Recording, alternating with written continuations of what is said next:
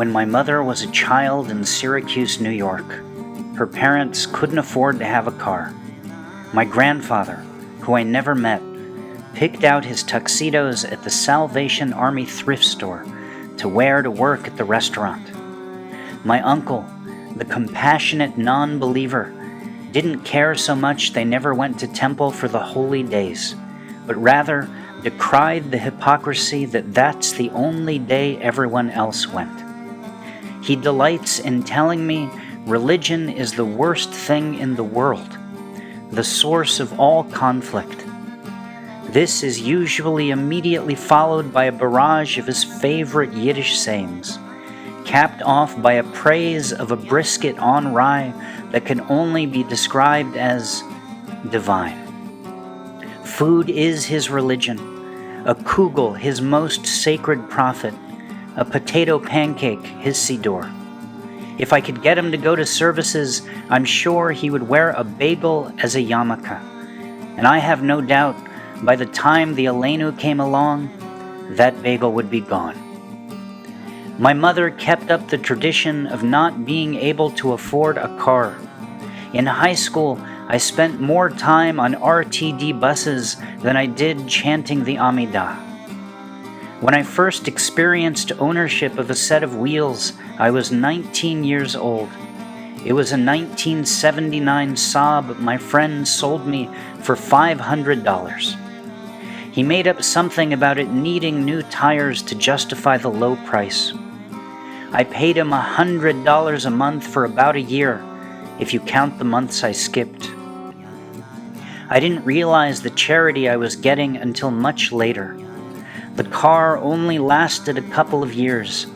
I was putting the wrong kind of gas in it, and one day it exploded on the 210 freeway. What did I know from unleaded? We weren't car people. These days, I drive my late model Honda to the synagogue. It's complete with GPS and dead animal seats.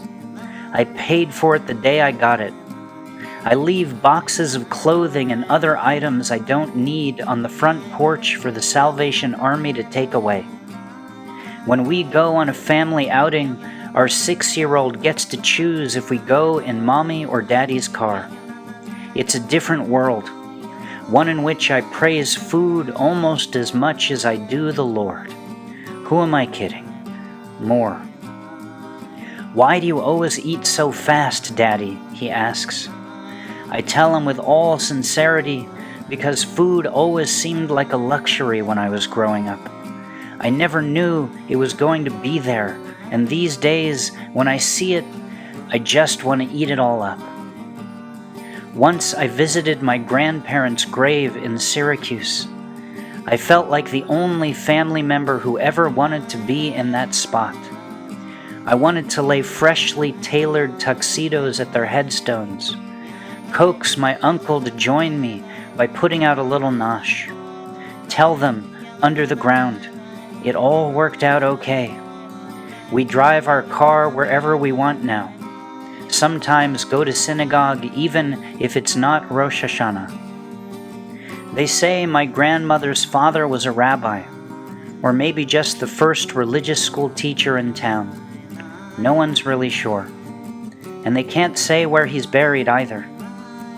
As I dip an apple in honey today, as I feel the sweetness in my mouth, I can feel him jiggling his link on this chain. My wife and I have put the next one in place. I don't see this ending.